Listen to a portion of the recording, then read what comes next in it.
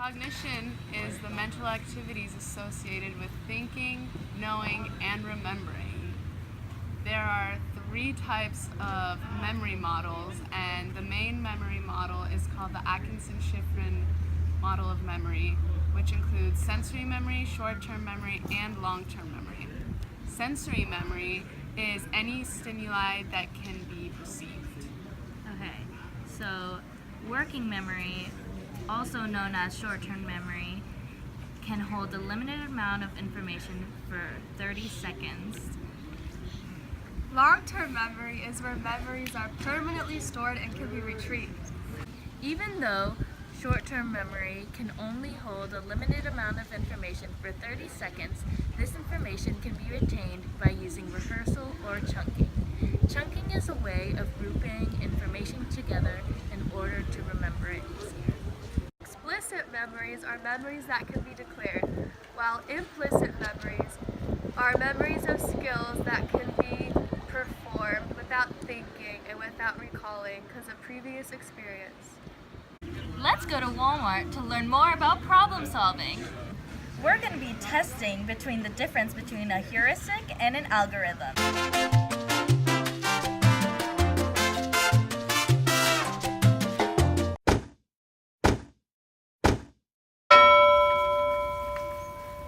A heuristic is a problem-solving strategy that is used as a mental shortcut. So basically, since we're trying to find cereal and an artichoke, we have to look for the cereal section. Okay, so we're looking for cereal. We are on our journey. We're gonna use an algorithm. An algorithm is a step-by-step procedure that guarantees a solution. So we're going through every single aisle in Walmart to find cereal. Okay. A neural network is basically parts of the brain that help you with problem solving, like what we're doing today when we're trying to find where the cereal is. So there you go. Okay, so beauty. We're in the beauty section right now. Okay, so I see no cereal in any Where's the cereal? of these Nowhere. products. Nowhere. The But cereal is nowhere. We're just gonna Okay, keep going right through here? every aisle until we find the cereal. Okay, this is artificial nails facial care. I don't see any cereal here. We'll have to keep on looking. Unlike algorithm, we have to look at the signs to see where the cereal might be, because a heuristic is trying to find shortcuts. Look at that, we found cereal right there.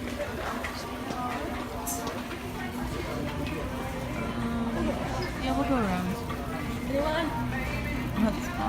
Other way.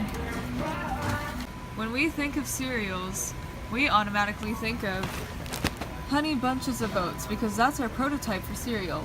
So that means basically when you have a prototype, it's the first thing you think of when you think of a certain category, like cereal. Loci. And the method of loci uses association of words on a list with visualization of places that we have already been to. So for example, like on my shopping list, I want to get a Kit Kat and I visualize that the Kit Kat is by the cash register, and I want to get school supplies and I know that that's at the back of Walmart, and I want to get clothes and I know that that's by the entrance of Walmart. Those sweet. mnemonic devices. So shopping is going good for us. All right. Thank you, psychology. Reconstruction is assembling information when a clear memory of specific events don't exist. So let's say that Michelle asked a worker where the garden center was, but the worker sort of didn't remember where the garden center was, so they just gave her false information based on inferences. That would be reconstruction. Context-dependent memory, Okay, so which is when we can recall information in the same physical setting in which we encoded it in. okay, so anyways, before Walmart, I was like, hey, where the heck is the shampoo? Where is it? And then I entered Walmart and I was like, shampoo, there you are. Like Yeah. A schema is a mental concept that helps inform people about what to expect in a variety of experiences. So when you go to Walmart, you should expect that there's gonna be shopping carts. Cereal. Okay, let's see. Looks like we're in the cereal section now. Oh my god, we found found this- Honey Bunches of Oats, the cereal. Using That we an were looking for. algorithm.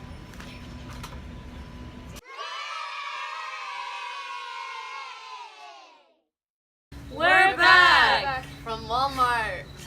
So, along with strategies to problem solving, there are also obstacles to problem solving. One type of obstacle is called fixation, and that is when you cannot solve a problem from a fresh perspective. An example of fixation is when you're taking an 11-question math test and you solve the first 10 problems using the same method, but not the 11th problem. That's when you're fixated on a strategy to use. A second type of obstacle to problem solving is functional fixedness, which is a failure to using an object in a creative way. An example for this is when you're going on a picnic and you have a tablecloth for the picnic, but then it starts raining and then you're just cold in the rain and you don't think about using the tablecloth to shield you from the rain. So you're just cold in the rain. Okay, so there's also belief perseverance, and it's when you continue to cling to your own beliefs even when hearing the other opposing side's views and facts and information. And then there's also hindsight bias, and that's when you give an answer to something and then you find out the real answer and you're like, oh, I knew the whole time what it was. So that's it. So confirmation bias is when you have an idea and you only find information that supports that idea instead of finding information that refutes your idea. And so basically, let's say you're doing a project on why antibacterial soap is bad. So you only would find articles that supported information that said, yeah, antibacterial soap is bad, it's terrible for you. And then you wouldn't find any information about why it's good for you. And then framing is how you state an issue or a question. So let's say I asked someone a question, I was like, what do you think of Michelle? And then I asked somebody else a question, and I was like, do you like Michelle? They may provide different answers based on what I asked them.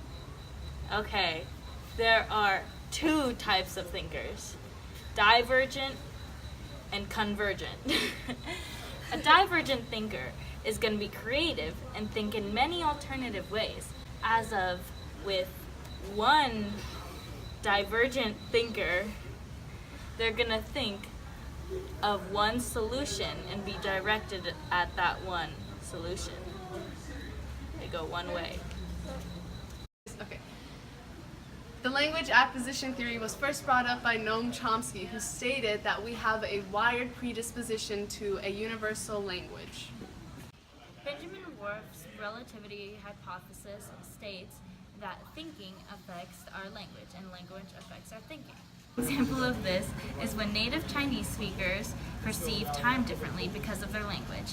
They have words such as xia, which means down. They say xia ge yue, which means next month, but an exact translation means down a month. So they see time as going in a downward spiral. As with English, we see it as moving forward, like a timeline. We say things like on the right side of history. However, this hypothesis was discredited because our environment is more likely to shape our words and our language. We're done! Hello. I make Jackie Perfect.